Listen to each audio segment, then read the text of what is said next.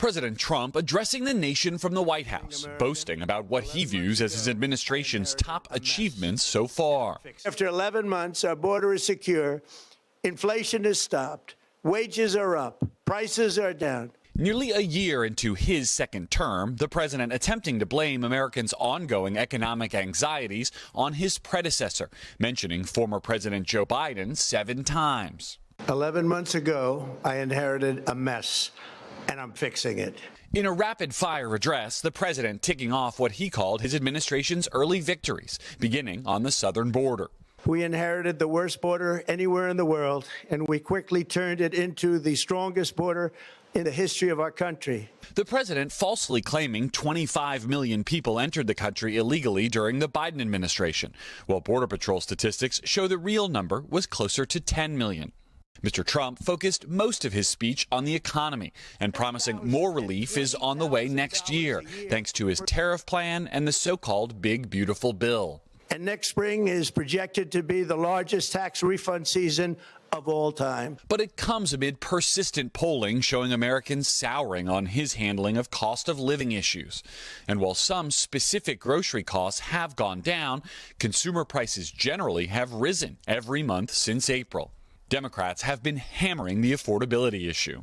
Somebody must have showed him some abysmal poll numbers. The president also announcing what he called a warrior dividend, a holiday bonus for 1.4 million U.S. service members. In honor of our nation's founding in 1776, we are sending every soldier $1,776.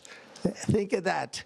And the checks are already on the way. Mr. Trump says those military bonuses will be paid for with tariff tax revenue, but it's Congress that has the power to decide how any tariff revenue is spent. The president also touting his administration's targeting of alleged drug boats near Latin America, just hours after the Pentagon announced a new boat strike in the Eastern Pacific on Wednesday. They decimated the bloodthirsty foreign drug cartels. But the president made no mention of a potential military conflict with Venezuela, just one day after announcing a naval blockade of sanctioned Venezuelan oil tankers.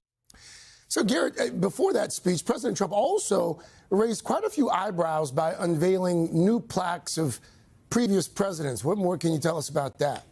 Yeah, Craig, reporters got our first glimpse yesterday at the president's latest White House renovation along what's been dubbed the Presidential Walk of Fame. You can see there beneath the photo of each president, a plaque was installed with a Trumpian spin on explaining that president's accomplishments or history.